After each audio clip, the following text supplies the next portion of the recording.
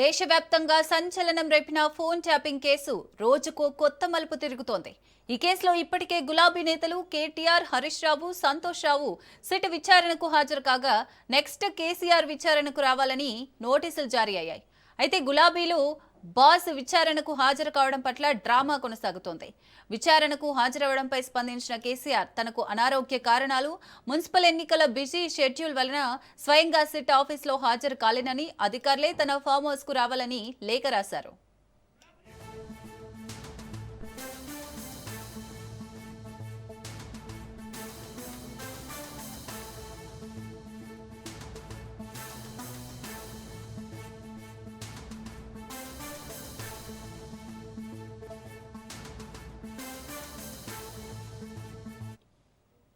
ఈ లేఖపై స్పందించిన సిట్ ఎర్రవల్లికి రాలేమని, ఆదివారం మధ్యాహ్నం జూబ్లీహిల్స్ లో నందినగర్కైనా రావాలని ఆ ఇంటికి నోటీసులు అంటించారు.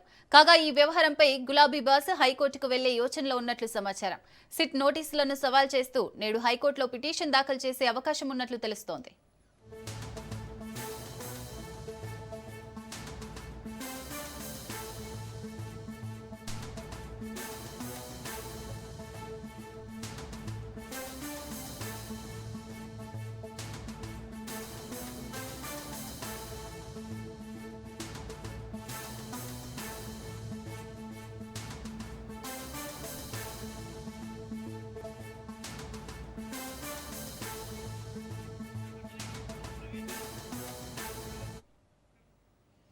రైట్, కేసీఆర్ కి అయితే సిట్ నోటీసులు వెళ్ళాయి. నందినగర్లోనే విచారిస్తామని సిట్ అధికారులు అయితే తేల్చి చెప్పారు. మరి దీనిపైన సుప్రీంకోర్టుకి వెళ్లే ఆలోచనలు, హైకోర్టుకి వెళ్లే ఆలోచనలు అయితే బీఆర్ఎస్ ఉన్నట్లు తెలుస్తోంది. మరిన్ని డీటెయిల్స్ మా ప్రతినిధి ప్రవీణ్ అందిస్తారు. ప్రవీణ్. ఎస్ శిరీష, అయితే తెలంగాణ రాష్ట్ర రాజకీయాలను కీలక మలుపు తిప్పినటువంటి ఫోన్ ట్యాపింగ్ వ్యవహారం ఏదైతే ఉందో, ఫోన్ ట్యాపింగ్ వ్యవహారం ఇప్పుడు కీలక దశకు చేరుకుందని తెలుస్తుంది. ఈ నేపథ్యం చూసుకుంటే గత బీఆర్ఎస్ ప్రభుత్వ హయాంలో ముఖ్యమంత్రిగా పనిచేసినటువంటి మాజీ ముఖ్యమంత్రి కేసీఆర్కు నిన్న రెండవ నోటీస్ కూడా ఇవ్వడం జరిగింది. రాత్రి 9 గంటల తర్వాత మొత్తం టోల్గా కూడా సిట్ అధికారులు న్యాయ నిపుణుల సలహాలు కూడా తీసుకున్నారు. మొదటి నోటీస్ ఇచ్చిన తర్వాత కేసీఆర్ కూడా దానికి రిప్లై ఇస్తూ అయితే మొత్తంగా చూసుకుంటే కనుక అయితే ఎన్నికల నేపథ్యంలో, ఇప్పుడు ఎన్నికల హడావుడి నేపథ్యంలో ఇప్పుడు విచారణకు హాజరు కాలేను అంటూ కూడా చెప్పడం జరిగింది. అదేవిధంగా ఇక నుండి ఏ నోటీసులు ఇచ్చినా కానీ మొత్తంగా చూసుకునే కనుక ఎర్రవల్లి ఫామ్ హౌస్ పేరు మీదే నోటీసులు ఇవ్వాలి, ఇక్కడనే విచారణ చేయాలంటూ కూడా చెప్పడం జరిగింది. అదేవిధంగా మొదటి నోటీసులు చూసుకుంటే కనుక దాంట్లో కేసీఆర్ ఏజ్ నిమిత్తం మొత్తం 65 సంవత్సరాల కంటే పైబడి ఉన్నారు కాబట్టి 65 సంవత్సరాల కంటే పైబడిన వాళ్ళని మొత్తంగా చూసుకుంటే కనుక వాళ్ళు ఎక్కడ విచారణకు అయితే అనుకూలంగా ఉంటే అక్కడే విచారణ చేయాలి. కాబట్టి అయితే అందరికీ ఇచ్చిన మాదిరిగానే అయితే 160 సిఆర్పిసి నోటీసులు ఇచ్చారు. 160 సిఆర్పిసి నోటీసుల ప్రకారం కేసీఆర్ ఎక్కడ కోరితే అక్కడ విచారణ చేస్తామన్నారు. అయితే ఎర్రవల్లి ఫామ్ హౌస్లో విచారణ చేయాలి అని చెప్పగానే అయితే ఎవరైతే సిట్ అధికారులు ఉన్నారో సిట్ అధికారులు నిన్న అయితే సిసిఎస్ మొత్తంగా చూసి కమాండ్ కంట్రోల్లో ఒక మీటింగ్ కూడా ఏర్పాటు చేసుకున్నారు. ఆ తర్వాత న్యాయ నిపుణుల సలహాలు కూడా తీసుకున్నారు. న్యాయ నిపుణుల సలహాలు తీసుకున్న తర్వాత అయితే నందినగర్లో రెండవ నోటీస్ ఇవ్వడం జరిగింది. నిన్న నైట్ ఎవరు లేని క్రమం లోపల కేసీఆర్ ఇంటికి నోటీసులు అతికించడం జరిగింది. అతికించిన తర్వాత అక్కడ ఉన్నటువంటి సిబ్బంది కొంతమందికి రావడంతో ఆ సిబ్బందికి కూడా నోటీసులు అందజేయడం జరిగింది. ఈ నేపథ్యం చూసుకుంటే కనుక దాంట్లో క్లియర్గా మెన్షన్ చేశారు. కేసీఆర్ అయితే ఎన్నికల అఫిడవిట్ ఏదైతే దాఖలు చేశారో ఎన్నికల అఫిడవిట్ దాఖలు చేసేటప్పుడు అడ్రస్ ఏదైతే నందినగర్లో చూపిస్తుంది కాబట్టి ఇది అథెంటిక్ ఉంటుంది, కాబట్టి మీకు అథెంటిక్ ఇదే ఉంటుంది. అయితే దీని కొరకే ఈ అడ్రస్కే మేము ఇవ్వగలుగుతాం, ఇక్కడే మీరు వచ్చేసి ఇక్కడే విచారణకు హాజరు కావాలంటూ కూడా చెప్పడం జరిగింది. అదేవిధంగా విచారణలో కొన్ని ఎవిడెన్స్ ఏవైతే ఎలక్ట్రానిక్ పరికరాలు అవి ఉన్నాయో అవన్నీ కూడా కొన్ని సున్నితమైనటువంటివి ఉన్నాయి. కాబట్టి ఇక్కడ నుండి ఎర్రవల్లికి తీసుకొని రావాలంటే కొద్ది లాంగ్ డిస్టెన్స్ ఉంటుంది కాబట్టి వాటిని క్యారీ చేయలేము.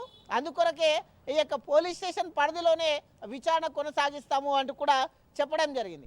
ఈ నేపథ్యం చూసుకుంటే కనుక నిన్న నోటీసులు ఇచ్చిన తర్వాత ఇంకా అయితే బీఆర్ఎస్ నాయకుల నుంచి కానీ ఇటు కేసీఆర్ నుండి కానీ రిప్లై రాలేదు. రిప్లై రాకుంటే హైకోర్టుకు వెళ్ళే ఆలోచనలు కూడా ఉన్నట్టుగా తెలుస్తుంది. కాకపోతే ఒకవేళ హైకోర్టుకు కనుక వెళ్తే అయితే మొత్తంగా చూసుకుంటే కనుక ఇది రాజకీయ ఉద్దేశంతో చేసింది, నోటీసులు రాజకీయ కక్షతోనే ఇచ్చారు అనే చెప్పడం వలన మొత్తం కూడా రిట్ పిటిషన్ దాఖలు చేసే అవకాశం ఉంటుంది. రిట్ పిటిషన్ దాఖలు కూడా చేస్తే పోలీసులు అధికార పరిధి విధాన లోపాలపైన కూడా కొన్ని ప్రశ్నలు లేవనెత్తుతారు. ప్రశ్నలు లేవనెత్తే క్రమం లోపల ఇటు ఎన్నికలు ఉన్నాయి కాబట్టి ఎన్నికల్లో మొత్తంగా చూసుకుంటే కనుక బీఫామ్లు ఇచ్చే అవకాశాలు కూడా ఉన్నాయి కాబట్టి కొంతమందికి బీఫామ్లు ఇవ్వాలి, మెయిన్ రోల్గా ఉంటుంది కాబట్టి ఎన్నికల హడావుడి కూడా ఉంది కాబట్టి ఎన్నికల తర్వాత అటెండ్ అవుతానని గత నోటీసులకే వివరణ ఇచ్చిన నేపథ్యంలో ఇప్పుడు అయితే హైకోర్టును ఆశ్రయిస్తే కనుక హైకోర్టులో రిట్ పిటిషన్ వేస్తే హైకోర్టులో అయితే నోటీసులు అయితే మళ్ళీ ఇంకొకసారి పిలువమని ఇస్తుందా, లేకుంటే ఖచ్చితంగా అయితే చట్టం తన పని తాను చేసుకోబోతుంది అంటూ కూడా అధికారులు చెప్తున్నటువంటి ఆలోచన అయితే చూస్తున్నాం. కాబట్టి హైకోర్టుకు వెళ్తే ఎలా ఉంటుంది పరిస్థితి అయితే చూడాల్సి ఉంటుంది. అదేవిధంగా మధ్యంతర ఉపశమనం ఏమైనా లభిస్తుందా, లేదంటే నోటీసులు ఇవ్వనక్కర్లేదు మళ్ళీ తర్వాత నోటీసులు ఇవ్వండి అని చెప్తుందా, లేదంటే విచారించవలసిన అవసరం లేదు అంటూ కూడా చెప్తుందా అనేది అయితే వేచి చూడక తప్పదు. అదేవిధంగా ప్రభుత్వానికి ఇటు పోలీసులకు కూడా కౌంటర్ దాఖలు చేయాలంటూ కూడా చెప్తూ ఉన్నాయి. ఒకవేళ రిట్ పిటిషన్ దాఖలు చేస్తే కౌంటర్ దాఖలు చేయాలంటూ కూడా చెప్తుంది కాబట్టి కౌంటర్ దాఖలు చేస్తే నోటీసులు ఎందుకు ఇచ్చారు అనేది అయితే హైకోర్టుకు పోలీసులు తెలిపేది ఉంటుంది, సిట్ అధికారులు తెలిపేది ఉంటుంది. దేని కొరకు ఈ యొక్క నోటీసులు ఇచ్చారు దేనికి అనేది ఆ యొక్క ఇంపార్టెన్స్ చెప్పేది అవకాశం ఉంటుంది. కాబట్టి అయితే మొత్తంగా చూసుకుంటే కనుక అయితే తీర్పు దశలో వచ్చే అవకాశాలు హైకోర్టు నిర్ణయం ఎలా ఉంటుందో అనేది అయితే వేచి చూడాలి. కొత్తగా నిబంధనల ప్రకారం మళ్ళీ నోటీసులు ఇవ్వాలి అని చెప్తుందా, లేదంటే ఇచ్చిన నోటీసులకు ఖచ్చితంగా అటెండ్ కావాలని చెప్తుందా అనేది చూసుకోవాలి.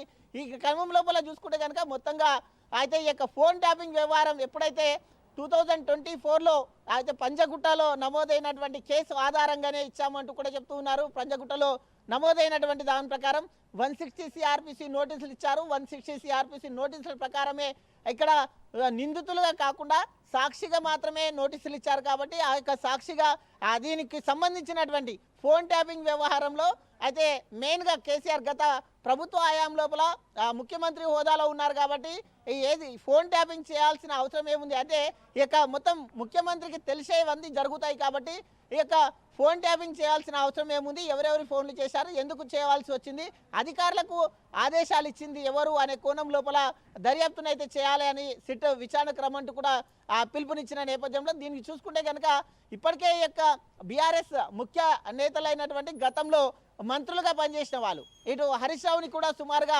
7.5 గంటల పాటు విచారణ చేసింది. విచారణ చేసిన నేపథ్యంలో మళ్ళీ నోటీసులు ఇస్తే రావాలంటూ కూడా చెప్పడం జరిగింది.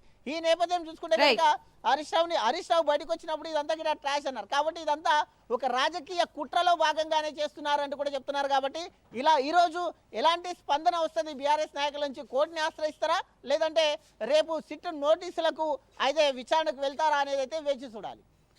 Right, thank you Praveen.